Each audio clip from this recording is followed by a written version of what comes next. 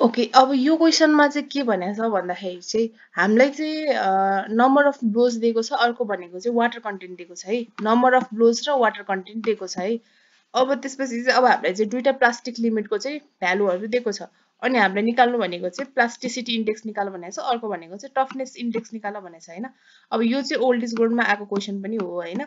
अब यसमा चाहिँ के गर्ने भनेर सोलुसनमा चाहिँ मैले यहाँ के लेखेको छ भन्दाखेरि चाहिँ firstly the result of liquid limit are plotted in semilog graph using number of blows in x direction and water content in y direction. From the graph we can read out the water content corresponding to 25 blows as 48% which is required as liquid limit भनेको छ हैन। ए भनेको मतलब चाहिँ के भन्दाखेरि चाहिँ यो चाहिँ हाम्रो सेमिलग ग्राफ हो हैन।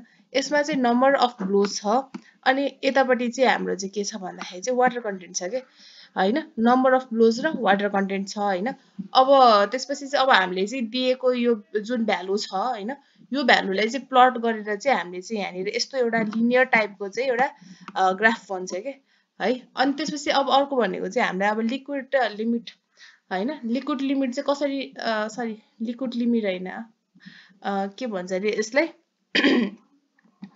यसलाई चाहिँ अब हामीले चाहिँ ओके लिक्विड लिमिटै हो है। लिक्विड लिमिट चाहिँ अब हामीले कसरी निकाल्छौँ भन्दाखेरि चाहिँ 25 ब्लोजमा चाहिँ यसरी माथि लाने कि 25 ब्लोजमा चाहिँ अब यो 25 ब्लोजमा चाहिँ कति वाटर कन्टेन्ट आउँछ त अब निकाल्नु पर्यो कि। अब अहिलेको केसमा हाम्रो 40 र 50 को बीचमा लगभग 48 जति आएको छ नि हैन। भनेपछि चाहिँ अब हाम्रो चाहिँ यहाँनिर लिक्विड लिमिट चाहिँ 48% हुने भयो के। अनि त्यसपछि प्लास्टिक लिमिट भनेको चाहिँ अब हामीसँग यहाँनिर दुईटा प्लास्टिक लिमिट छ हैन। यसको चाहिँ डिभाइड बाइ 2 गर्दाखेरि चाहिँ कति आयो, यसको एभरेज लिँदाखेरि चाहिँ 23.5 आयो है। अब प्लास्टिसिटी इन्डेक्स निकाल्नु पर्यो। प्लास्टिसिटी इन्डेक्सको फर्मुला भनेको चाहिँ liquid limit minus plastic limit हो हैन।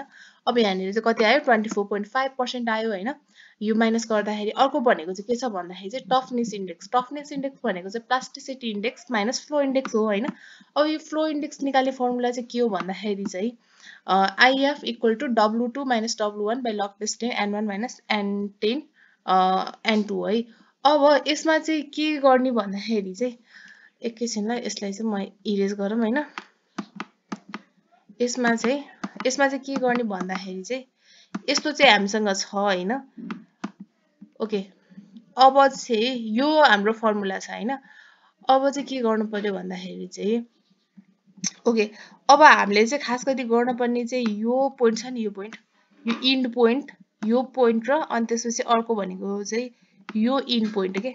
यो इन्ड पोइन्टको चाहिँ अब हामीले चाहिँ यहाँबाट चाहिँ N1 कति हुन्छ N2 कति हुन्छ भनेर यसरी निकाल्नु पर्यो के हैन।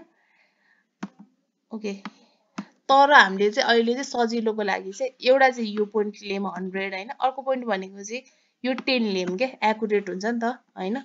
अनि त्यसपछि चाहिँ अब चाहिँ हामीले चाहिँ के भनेको छ N1 चाहिँ 100 लिएको छ, N2 चाहिँ 10 लिएको छ भनेपछि चाहिँ अब सरी अर्को भनेको चाहिँ W10 मा चाहिँ अब हाम्रो कति वाटर कन्टेन्ट आउँछ त भन्दाखेरि चाहिँ ठ्याक्क यो W10 को यहाँ माथिबाट यसरी लानु पर्यो के।